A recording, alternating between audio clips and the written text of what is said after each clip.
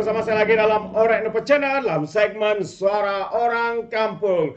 Alright, terbongkar akhirnya sahabat-sahabat semua selepas laporan audit Ketua Negara dibahaskan dan juga dibentangkan di Dewan Rakyat. Karena itu ya mungkin pihak pembangkang begitu takut dengan perbahasan ya perbahasan laporan Ketua Audit Negara ini, kerana ya mungkin ada di antara mereka yang begitu kecut perut, takut, gentar dengan pendedahan yang bakal dilakukan. Jadi di dalam perbahasan dan jawapan daripada menteri, sebenarnya kita mengetahui ya Malaysia ya telah mengalami kerugian yang begitu besar ya, dianggarkan sebanyak RM13.7 juta terbongkar akhirnya sahabat-sahabat semua di parlimen, dan ini adalah satu kerugian yang besar yang merugikan pihak negara ketika pentadbiran Kerajaan Perikatan Nasional di bawah pentadbiran Muhyiddin Yassin, sahabat-sahabat semua. Amat mengejutkan, tapi inilah sebenarnya yang ditakutkan oleh mereka. Kenapa begitu membantah supaya laporan ini dibahaskan. Jadi sahabat semua, mari kita dengar sedikit ulasan ya berkaitan dengan perkara ini. Tapi sebelum itu jangan lupa untuk terus support Alright Nepo Channel dengan cara tekan butang subscribe, like, dan share. Mari kita ikuti berita panas hari ini. Ya, ini dia pembaziran ventilator sebanyak RM13.07 juta perlu dipertanggungjawabkan. Siapakah yang harus bertanggung jawab itu? Semestinya kerajaan sebelum ini. Jadi pembangkang enggan masuk ke Dewan Rakyat semalam dan juga hari ini sewaktu sesi perbahasan laporan Ketua Audit Negara 2022. Mungkin risau kelemahan mereka sepanjang menjadi kerajaan persekutuan tahun lalu terdedah. Menurut ahli parlimen Lee Chen Chung ya, terdapat pembaziran yang menjolok mata berlaku pada era pemerintahan Perikatan Nasional sewaktu pandemik COVID-19 melanda negara, yaitu pembelian mesin membantu pernafasan atau ventilator yang tidak mengikut keperluan perubatan. Pembaziran ventilator itu sebanyak RM13.0 juta adalah kerugian yang besar katanya. Ventilator yang diterima tidak memenuhi keperluan dan tidak selamat untuk digunakan oleh pesakit. Tambah lagi hanya sebagian kecil daripada jumlah ventilator yang boleh digunakan dengan selamat, manakala sebagian besar yang lain tidak memenuhi standard keselamatan. Juga terdapat kelewatan dan dalam menyelesaikan masalah vaksin yang telah luput tempo. Sebanyak RM1.1 juta ya, dos vaksin telah tamat tempo setakat bulan April 2022.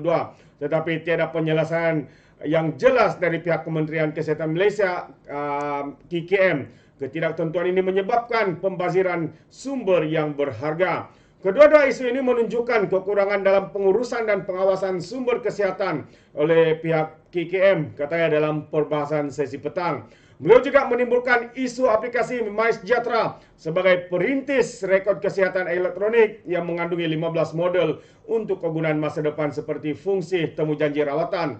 Katanya lagi laporan audit menunjukkan kekurangan dalam pengurusan akaun individu aplikasi ini, contoh pemegang akaun yang telah meninggal dunia. Walaupun dinyatakan MySejahtera tidak mempunyai integrasi dengan sistem Jabatan Pendaftaran Negara, beliau berpendapat amat penting untuk MySejahtera sebagai satu aplikasi jangka masa panjang dirangkaikan dengan pangkalan data GPN. Masalah kepercayaan data dan ketetapan tarikh juga menjadi perhatian. Jika rekod kesihatan vaksinasi untuk bayi dilaksanakan secara meluas pada masa depan, laporan Ketua Audit Negara menunjukkan pengurusan data rekod kesihatan masih kurang berkesan dan juga memuaskan. Dan juga katanya usaha untuk menyempurnakan aplikasi MySejahtera penting untuk menangani isu keselamatan sistem karena terdapat banyak scam case yang berkaitan dengan kebocoran informasi kad pengenalan atau IC dan nombor telefon, tetapi kebocoran oleh super admin tidak dijelaskan dengan terperinci, dan ini menimbulkan kebimbangan mengenai keselamatan. Oleh demikian katanya, untuk mengelakkan masalah ini berulang, saya mencadangkan agar MySejahtera menjalankan housekeeping dan menghapuskan akaun yang berkaitan dengan individu yang telah meninggal dunia bersama dengan GPN, katanya lagi. Selain itu, Chen Chung juga menyarankan laporan audit menggunakan kaedah perakunan akruan bagi mengganti kaedah perakunan tunai, cash accounting. Katanya perakunan akruan mengiktiraf dan juga merekod urus niaga pada masa urus niaga berlaku. Semua aset dan liability juga diperakaunkan di bawah perakaunan akruan. Semua urus niaga tersebut dilaporkan di bawah penyata keuangan bagi tempoh tahun keuangan yang sama. Kaedah perakunan akruan juga merupakan asas perakunan katanya bagi pelaporan kedudukan dan juga prestasi kerajaan yang lebih tepat dan tulus. Cadangan pelaksanaan perakunan akruan adalah selaras dengan dasar transformasi sektor awam dalam model baru ekonomi, pelaksanaan outcome-based budgeting, dan inisiatif SRI, Public Finance. Selepas itu, Jabatan Akauntan Malaysia, Akauntan Negara Malaysia, boleh mengeluarkan piawaian perakunan sektor awam Malaysia katanya yang berasaskan International Public Sector Accounting Standard. Perakunan yang baik akan menjurus kepada audit yang baik dan seterusnya, membawa kepada pengurusan kewangan yang baik, tambahnya lagi.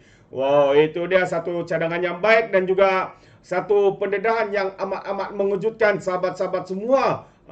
Berlaku pembaziran yang begitu besar sehingga dikatakan mencapai kerugian itu mencapai RM13.07. Itu tidak termasuk lagi satu perkara lagi yang merugikan negara ialah vaksin ya, sebanyak 1.10 juta dos vaksin telah tamat tempoh tidak digunakan. Jadi maksudnya di sana juga turut ya kerajaan mengalami kerugian. Di mana siapa yang harus dipertanggungjawabkan hal ini? Jadi perkara ini harus disiasat dengan lebih teliti supaya ya kita ketahui siapa yang bertanggung jawab, siapa yang dipertanggungjawabkan dalam isu kegagalan ya untuk kerugian yang begini besar. 13.07 bukanlah satu nilai yang kecil. Ia boleh jika ia diberikan kepada rakyat, pastinya rakyat di luar sana tersenyum dengan bantuan-bantuan yang diadakan itu. Tapi malangnya sehingga kini sahabat semua ya, jumlah yang didedakan ini adalah satu jumlah yang besar yang mungkin ya ditakuti oleh pembangkang pada hari ini yang sebelum ini menjadi kerajaan. Jadi itu antara yang dapat dibongkarkan, dan saya percaya ada banyak lagi ketirisan yang berlaku ya, sebab tidak sepenuhnya dibahaskan karena masa yang tidak mencukupi, dan selain itu juga pihak pembangkang juga tidak mau turut serta di dalam perbahasan laporan Ketua Audit Negara Kewangan Negara pada tahun 2021 hingga 2022. Itu dia. Dan antara masalahnya juga adalah kerana kerajaan pada ketika itu dipimpin Muhyiddin Yassin menutup parlimen, tidak boleh bersidang, dan kerajaan pembangkang ketika itu tidak dapat melakukan semak dan imbang terhadap perbelanjaan ataupun kewangan yang digunakan oleh mereka. Inilah sahabat semua yang berlaku. Sekiranya kerajaan yang hanya menumpukan terhadap politik yang mereka mahukan mengekalkan kuasa, akhirnya kerugian besar begini berlaku di dalam negara kita. Jadi itu saja pandangan saya hari ini, dan bagaimana pula dengan Anda di luar sana sahabat-sahabat semua. Sekiranya mau memberikan sebarang komen ataupun pendapat, Anda boleh berikan komen dalam ruangan komen. Tapi ingat ya, komen dengan cara berhema. Jangan menjadi seperti walon-walontit, lebay-lebay geng sapu bersih ya, apabila memberikan komen penuh dengan hasutan, kebencian dan juga fitnah melampau. Sepertinya mereka tidak punya otak, mungkin karena otak mereka tertinggal di atas Gunung Everest. Alright, sampai di sini saja. Izinkan saya untuk mengundurkan diri, dan seperti biasa, peribahasa mengatakan tak apa pun tangkap 2 tahun keinginan. Dalam bahasa Melayunya, tepuk dadah, tanya selera. Sekian saja daripada Alright Nepet Channel. Kita berjumpa lagi dalam info dan update yang seterusnya. Sekian. Bye-bye.